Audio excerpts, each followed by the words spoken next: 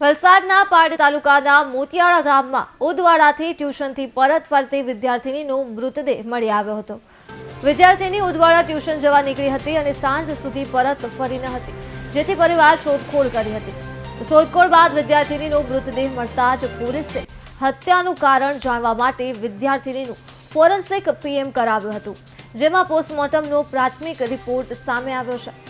તો વિદ્યાર્થીની પર દુષ્કર્મ આચર્યું હોવાનું અને તેનું ગળું દબાવી હત્યા કરી હોવાનું સામે આવ્યું છે। પારડી પોલીસે હત્યા અને દુષ્કર્મની ફરિયાદ નોંધી આગળની તપાસ હાથ ધરી છે। તો વલસાડ ખાતે વિદ્યાર્થીની દુષ્કર્મ કર્યા બાદ હત્યા કરી દેવામાં આવી છે। પારડીના મોતીવાડામાં ગળું દબાવી વિદ્યાર્થીની હત્યા કરાઈ હતી।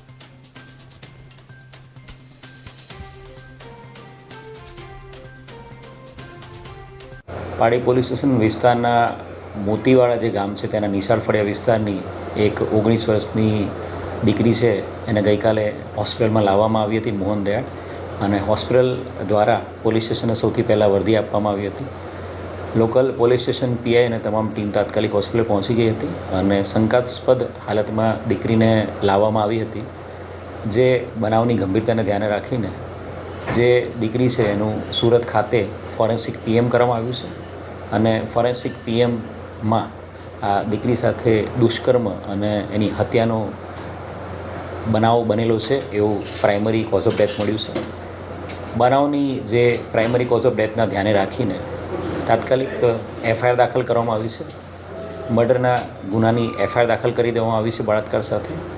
આ બનાવ છે એ ગઈકાલે 3 વાગ્યાની આસપાસનો બનાવ હતો અને સૌથી પહેલી હકીકત પોલીસને હોસ્પિટલ દ્વારા આપવામાં આવી હતી।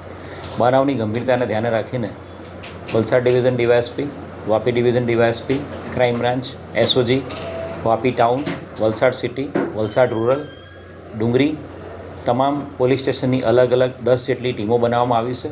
અલગ અલગ ટીમો દ્વારા સમગ્ર વિસ્તારમાં ઉદવાડાથી મોતીવાડાના તમામ જે વિસ્તાર છે એ તમામ વિસ્તારમાં ટેકનિકલ ઇન્ટેલિજન્સ, હ્યુમન ઇન્ટેલિજન્સ અને તમામ ફ્રન્ટ ઉપર વર્કઆઉટ કરવામાં આવી રહ્યું છે અને આરોપીને શોધી કાઢવાના પ્રયાસો હાથ ધરવામાં આવી રહ્યા છે।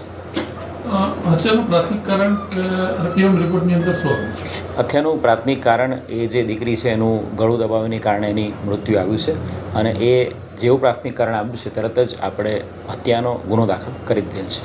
સર, કેવી રીતે એ તપાસ હાથ ધરવામાં આવી રહી છે? જિલ્લામાં, જિલ્લા બહાર, રાજ્ય બહાર કઈ રીતે, કોના સામે ગુનો? હાલ અજાણ્યા ઈસમ વિરુદ્ધમાં જ ગુનો દાખલ કરવામાં આવ્યો છે।